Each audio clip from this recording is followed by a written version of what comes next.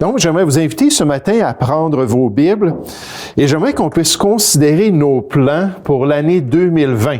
En face d'une nouvelle année, quels sont nos désirs, quels sont nos objectifs? J'aimerais qu'on puisse penser à ces plans-là en tant que chrétiens et qu'on puisse vraiment examiner le tout en face du miroir de la parole de Dieu, en face de la révélation du Seigneur pour s'assurer d'accomplir son plan et sa volonté durant cette année. Et comme vous allez voir dans un instant, on peut avoir toutes sortes d'objectifs, mais le plan le plus important, c'est le plan qui nous vient de Dieu lui-même. Et ce que le Seigneur veut pour nous, devant de nouveaux défis, devant de nouvelles opportunités comme une nouvelle année, le croyant doit s'assurer d'examiner la volonté de Dieu pour bien l'accomplir pendant cette année. J'aimerais vous demander de tourner ce matin dans Jacques chapitre 4.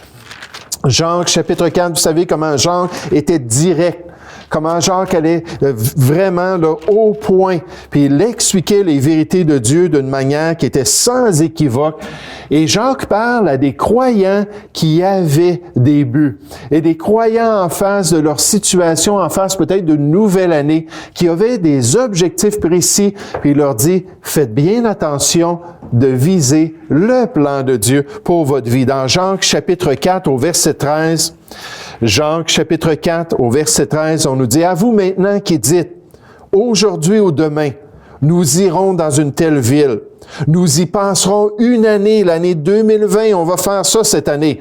Nous trafiquerons et nous gagnerons. » Puis là, Jacques leur dit, « Vous qui ne savez ce qui arrivera demain, car qu'est-ce que votre vie? Vous êtes une vapeur qui paraît pour un peu de temps et qui ensuite disparaît. Vous devriez dire au contraire en tant qu'enfant de Dieu, si Dieu le veut, nous vivrons et nous ferons ceci ou cela. » Donc, on passe ça dans l'entonnoir de la volonté de Dieu, tous ces désirs-là. Si Dieu le veut, nous vivrons et nous ferons ceci ou cela. Mais maintenant, vous vous glorifiez dans vos pensées orgueilleuses. Cette chose mauvaise de se glorifier de la sorte. Celui donc qui sait faire ce qui est bien et qui ne le fait pas commet un péché. Donc, en face des objectifs, en face des désirs de notre cœur. Je ne sais pas si vous êtes comme moi, mais en face d'une nouvelle année, moi, j'aime ça relever des défis. J'aime ça là, prendre des résolutions pour l'année. Une des choses que j'ai décidé, c'est qu'à chaque jour, je vise à faire de 5 à 10 000 pas. 5 à 10 000 pas. Puis j'ai même un compteur sur moi en tout temps, mon cellulaire, qui me dit si j'ai atteint cela. Juste pour me faire bouger un petit peu plus, juste pour m'aider avec ma santé, m'aider peut-être à perdre un peu de poids. Mais pourquoi est-ce que je fais ça? Parce que c'est un des objectifs que je pense qui serait bénéfique pour moi en tant que serviteur de Dieu, en tant que celui qui veut être en bonne santé, qui veut accomplir la volonté de Dieu. Mais qu'est-ce que Jacques dit aux croyants dans ce passage? Qu'est-ce qu'il enseigne aux enfants de Dieu et à l'Église de Jésus-Christ? Premièrement, Jacques affirme que c'est possible en tant que chrétien d'avoir de l'ambition. C'est possible en tant que chrétien d'avoir des passions, d'avoir des désirs profonds envers la vie, envers l'avenir, envers des objectifs qui ne sont pas mauvais en eux-mêmes, mais qui ont besoin d'être analysés et testés à la lumière de la volonté de Dieu. Puis il donne un exemple de gens qu'il côtoyait. Il dit au verset 13, « À vous maintenant qui dites, je vous ai écouté. J'ai vu c'est quoi les désirs de votre cœur. J'ai vu c'est quoi vos plans pour cette nouvelle année-là. Et dit, j'ai entendu tout ce que vous avez partagé avec les autres frères. À vous maintenant qui dites, aujourd'hui ou demain, nous irons dans une telle ville. Nous y passerons une année. » Puis là, déjà là, c'est un peu prétentieux de dire ça. Qui nous dit qu'on a encore une année? Qui nous dit que 2020 ne verra pas notre départ pour la gloire? Hein, que l'enlèvement ne se produira pas ou peut-être que le souffle de vie va quitter notre corps. On ne sait pas. On n'est pas maître du lendemain. On ne peut pas se vanter du lendemain. Mais dit là, vous avez ce plan-là pour une année. On va trafiquer et on va gagner. Puis Jacques leur dit, il faut faire attention lorsqu'on est zélé. Il faut faire attention lorsqu'on est passionné. Puis en tant que chrétien, on peut être passionné à différents niveaux. On peut avoir des objectifs et être enthousiaste pour différents aspects de notre vie. Paul a dit aux Corinthiens, une des qualités qu'ils avaient, il a dit, vous excellez en toutes choses. Ils étaient excellents dans tous les domaines de leur vie. Ils étaient excellents dans tout ce qu'ils entreprenaient dans leur vie personnelle. Mais en tant qu'enfant de Dieu, il faut se rappeler qu'on doit toujours demander la permission de Dieu. On doit toujours chercher l'approbation de Dieu et la direction de Dieu pour être certain que dans ces passions et ces désirs-là, on accomplisse le plan de Dieu. Parce que c'est pas parce qu'on a des désirs que c'est nécessairement ce que le Seigneur veut pour notre vie. Dans le livre des Proverbes, on voit que c'est une des réalités spirituelles de l'être humain. On nous dit, toutes les voies de l'homme sont pures à ses yeux. Mais celui qui pèse les esprits, celui qui évalue ces désirs-là, c'est l'Éternel. C'est Dieu qui sait ce qui est bien. C'est Dieu qui comprend exactement ce qu'on devrait accomplir pendant une année. Et c'est pas nécessairement l'enfant de Dieu. C'est pourquoi Jacques est en train d'avertir les chrétiens, comme Salomon le faisait pour ses fils. Il leur disait, faites attention, parce que des fois, on peut vraiment viser des choses qui ne sont pas les meilleures choses. On nous dit, la voie de l'insensé est droite à ses yeux. Mais celui qui écoute les conseils est sage.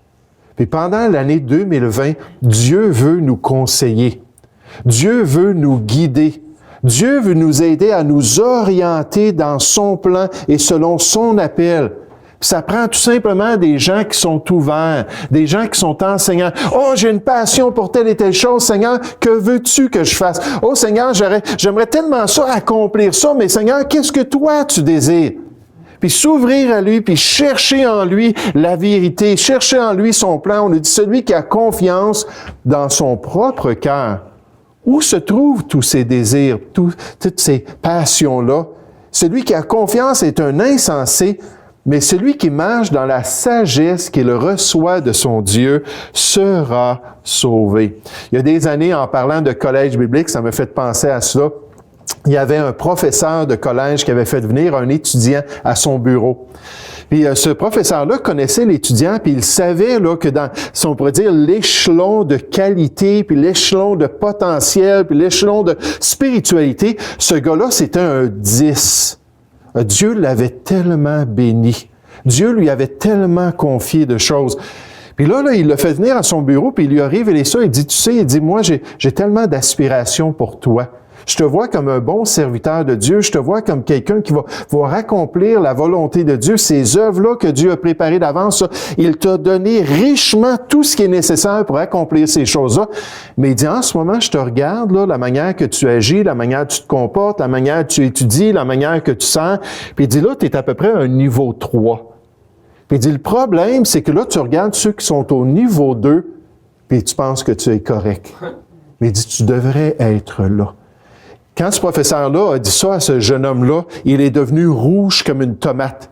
Il a commencé à grincer des dents, puis en dessous de la table, là, il a serré ses poings, là, ses jointures étaient blanches. Là. Il était fâché qu'on ose lui dire une telle chose. Puis là, il a dit merci, professeur tel et tel. Puis là, il est sorti. Puis là, il a commencé à marcher dans les couloirs du collège.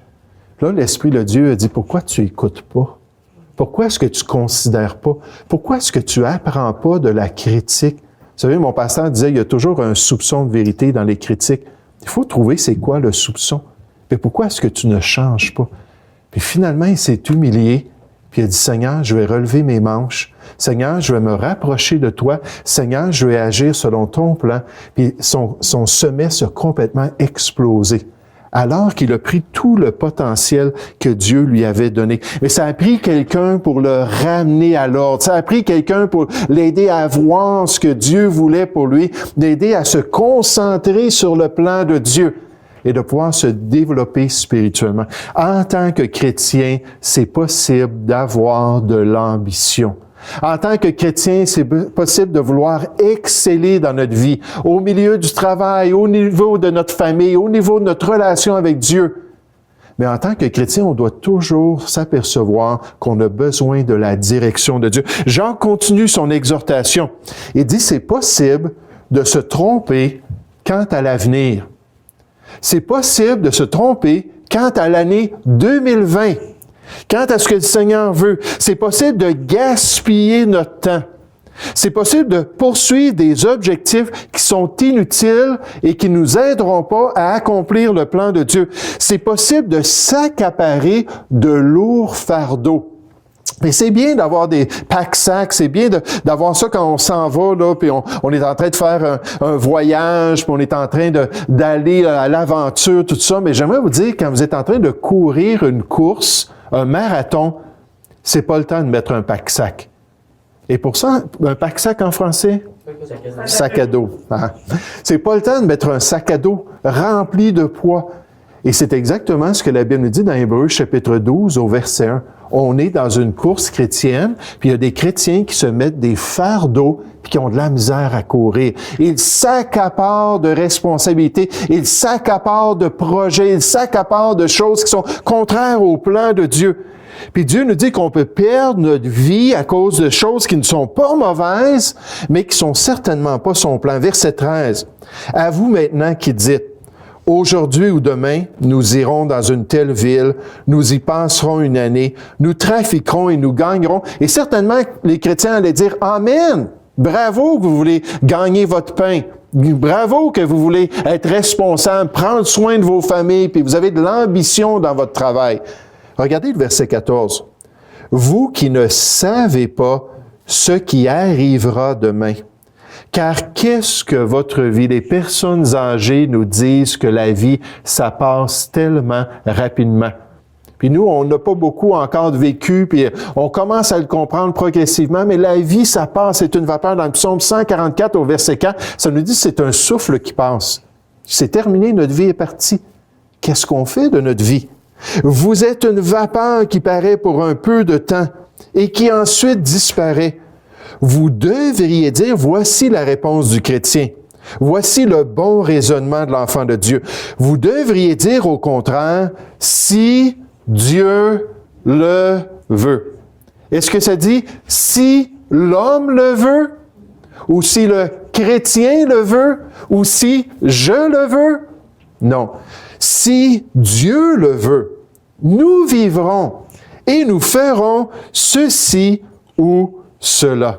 Puis effectivement, si Dieu bénit, puis il a donné le désir et le faire, puis il se manifeste, puis si on voit que c'est vraiment son plan, puis si on apprend que c'est pas un obstacle à sa volonté, et non, on peut se donner à tout cœur, on peut être passionné, puis on peut aller de l'avant. Mais si c'est pas la volonté de Dieu, est-ce qu'on est en train de perdre notre temps, mettre notre énergie et nos efforts sur des choses qui sont contraires à son plan? Je veux juste penser aux apôtres dans Matthieu chapitre 6. Lorsque Jésus a mis des paroles dans leur bouche, c'était vraiment ce qu'ils avaient dans leur cœur alors qu'ils suivaient le Seigneur. Ils avaient plus de revenus, ils avaient quitté leur emploi. Il dit, que mangerons-nous? Que boirons-nous? De quoi serons-nous vêtus? Est-ce que c'était des choses mauvaises, ces choses-là? Pas du tout, mais Jésus a dit, suivez-moi. Laissez toutes ces choses-là, puis Dieu va prendre soin de vous. Il leur a dit, car toutes ces choses, ce sont les païens, ceux qui ne connaissent pas Dieu, qui les recherchent. Encore une fois, il n'y a rien de mauvais là, mais le mot « rechercher » ici, ça veut dire quelqu'un qui est passionné, quelqu'un qui va le poursuivre. Ça va être son objectif principal dans sa vie. Ah, je veux prendre soin de moi-même. Je veux être certain d'avoir de la nourriture sur ma table. Je veux être certain d'avoir une demeure au-dessus de ma tête. Puis c'est ma passion, puis c'est ça le plus important. Il dit, votre Père céleste sait que vous en avez besoin, mais il dit, vous êtes appelés à autre chose. Il dit, cherchez premièrement le royaume et la justice de Dieu, et toutes ces choses vous seront données par-dessus. Donc, pour les apôtres qui devaient suivre le Seigneur à temps plein et se consacrer uniquement au ministère chrétien, il a dit, faites ces choses-là, puis Dieu va pourvoir à vos besoins. Donc, en d'autres mots, en tant que chrétien, le croyant devrait s'approcher de Dieu. L'enfant de Dieu devrait chercher à comprendre sa volonté et devrait se soumettre à ce que Dieu nous révèle. Salomon le dit ainsi à ses garçons, il le dit, confie-toi en l'Éternel dans toutes tes décisions, dans toutes tes passions, dans tous tes objectifs. Confie-toi en l'Éternel de tout ton cœur et ne t'appuie pas sur ta sagesse parce que tu peux te tromper. Reconnais-le, implique-le dans toutes tes voies et il aplanira tes sentiers. Il pourra se manifester et confirmer que c'est exactement ce qu'il désire dans ta vie. Mais le choix nous revient. Il faut être prêt à s'approcher de Dieu. Il faut être prêt à demander, Seigneur, que veux-tu que je fasse? Il faut être prêt à dire, Seigneur, donne-moi ta sagesse et guide-moi envers tous les désirs de mon cœur pour accomplir ta volonté. Comme le jeune C.T. Studd en Angleterre, un jeune homme qui avait été élevé dans la bourgeoisie, un jeune homme qui était un joueur de cricket, puis à un moment donné, il est même devenu le champion de l'Angleterre au niveau du cricket. Un jeune homme qui avait un héritage énorme que sa famille allait un jour lui donner, et un jeune homme qui a ouvert son cœur à l'Évangile. Puis après qu'il ait reçu Jésus dans sa vie, puis après qu'il est devenu un enfant de Dieu, là, il a dû tout remettre en question. Mais beaucoup de chrétiens lui disaient, continue ta carrière. Et quel impact tu peux avoir, là? Tu as une renommée dans toute la nation, puis comme d'autres chrétiens l'ont fait dans le passé, qui étaient des athlètes bien connus, ils ont continué comme des athlètes comme ça parce que Dieu les a dirigés à continuer. Et quand ils gagnaient les courses, puis quand ils recevaient la médaille d'or, ils disaient, mais je fais ça en l'honneur de mon Sauveur Jésus-Christ.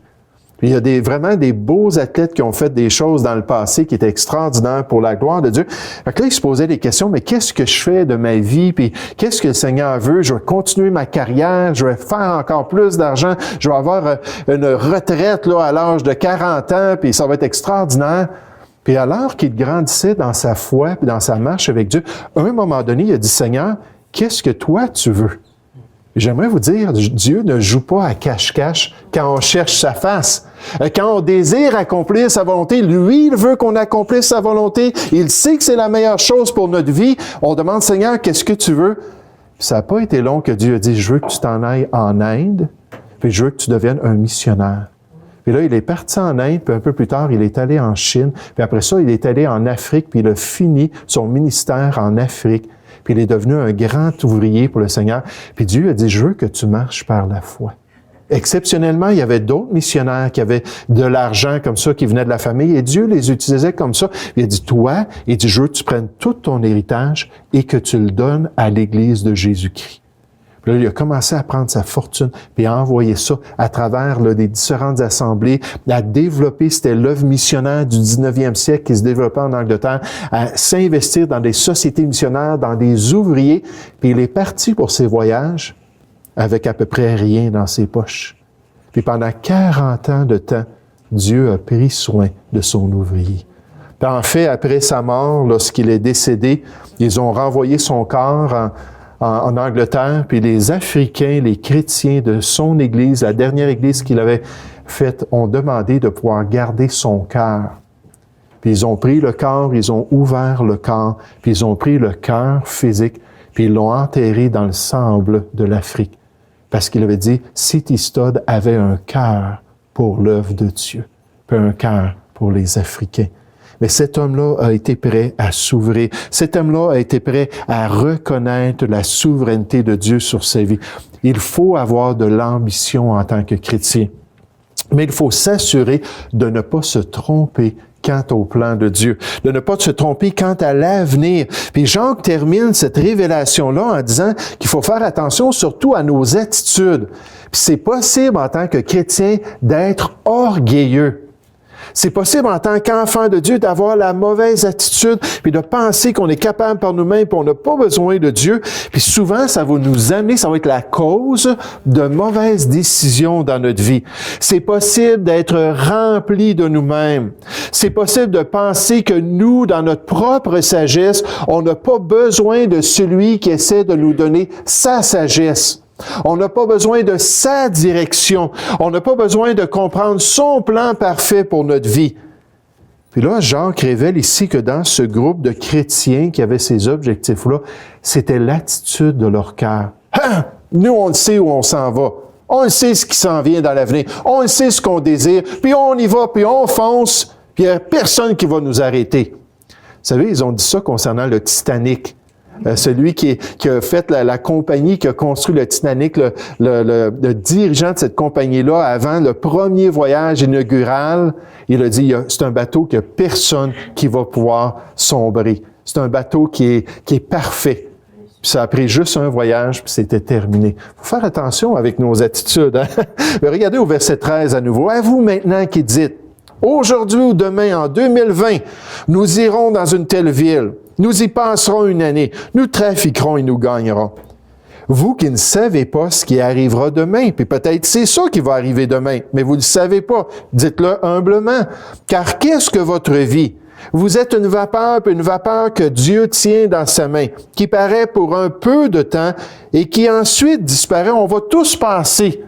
On va tous s'en aller un jour. C'est la réalité. Il dit, vous devriez dire au contraire, si Dieu le veut, voici la bonne attitude.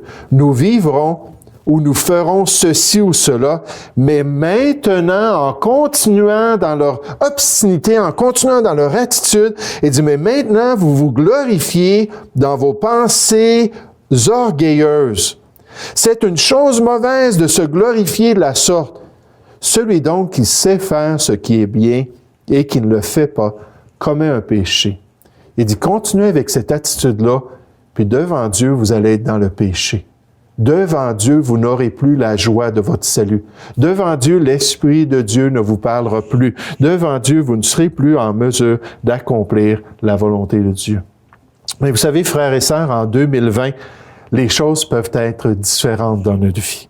En 2020, on peut avoir une attitude qui est favorable à l'accomplissement de la volonté de Dieu. Pouvoir terminer le 31 décembre 2020 puis savoir juste avant 2021, si Dieu le veut, si Dieu le permet, savoir cette année, j'ai cherché la face de Dieu.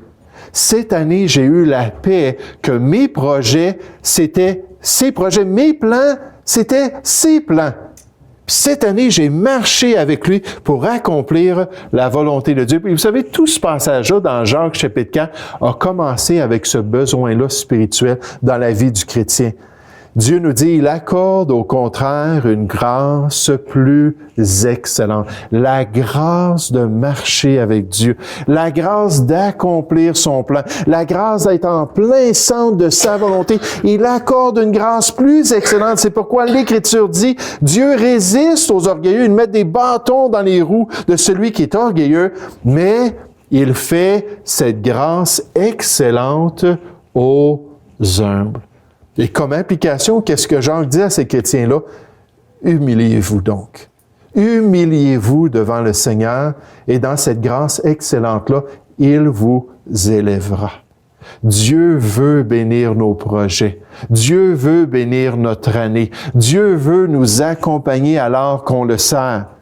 Mais il nous demande tout simplement d'avoir la bonne attitude. Si on est ambitieux, il n'y a rien de mauvais là. Mais alors qu'on est ambitieux, il faut tout amener devant le miroir de sa parole. Tout tester, tout examiner devant la révélation de son plan. Et si la Bible n'en parle pas parce que c'est pas quelque chose de mauvais, à ce moment-là, on doit amener ça devant le Seigneur et on dit, oui, mais cette bonne chose-là, est-ce que c'est ce que toi tu veux dans ma vie? Pour s'assurer de ne pas se tromper quant à cette année. Et s'assurer de ne pas être orgueilleux. Puis s'assurer que Dieu va nous bénir puis nous accompagner plutôt que de nous résister dans cette année de service 2020. Nous allons prier ensemble, s'il vous plaît. Ô Père Céleste, alors qu'on s'approche du repas du Seigneur, Père, alors qu'on va considérer l'œuvre de ton Fils, Seigneur, on te remercie qu'il est venu non pas pour accomplir sa volonté, mais dans ton plan particulier pour lui, il est venu pour renoncer à sa volonté, renoncer à ses désirs, renoncer à ce qu'il voulait personnellement. Même devant cette coupe amère qui a permis à son corps d'être brisé, à son sang d'être versé, même devant cette coupe amère, il s'est soumis à ton plan. Et Seigneur, tu nous révèles dans ta parole que ta volonté est excellente. Ton plan est parfait pour nous. Et je te prie, Seigneur, que tu puisses vraiment nous aider en 2020 à chercher ta face, nous aider à être tellement en communion avec toi, tellement proche de ta personne, que lorsque ces désirs-là vont paraître qui ne sont pas ton plan parfait, Seigneur, on va pouvoir le détecter, on va pouvoir le comprendre, on va pouvoir les rejeter. Et on ne courra pas en 2020 avec des fardeaux inutiles. Tu nous dis que tout est permis, mais tout n'est pas utile. 1 Corinthiens 6, 12. Alors, Père, effectivement, c'est ce qu'on veut faire. S'assurer de marcher humblement avec toi et d'accomplir ta volonté. Seigneur, on veut juste remercier notre Sauveur devant ta personne, Seigneur, pour l'œuvre qu'il a accomplie pour nous et pour le fait qu'il est allé jusqu'au bout. Il a pu dire, tout est accompli. J'ai tout fait, la volonté de mon Père Céleste. Et Père Céleste, je te prie qu'on puisse le dire aussi le 31 décembre 2020, si on est encore ici sur cette terre, Seigneur, qu'on puisse dire, Seigneur, j'ai tout fait ce que tu voulais pour moi. Aide-nous à relever le défi, aide-nous à nous confier en toi, aide-nous à chercher ta grâce pour pouvoir marcher dans tes voies. Seigneur, nous te prions au nom du Seigneur Jésus. Amen.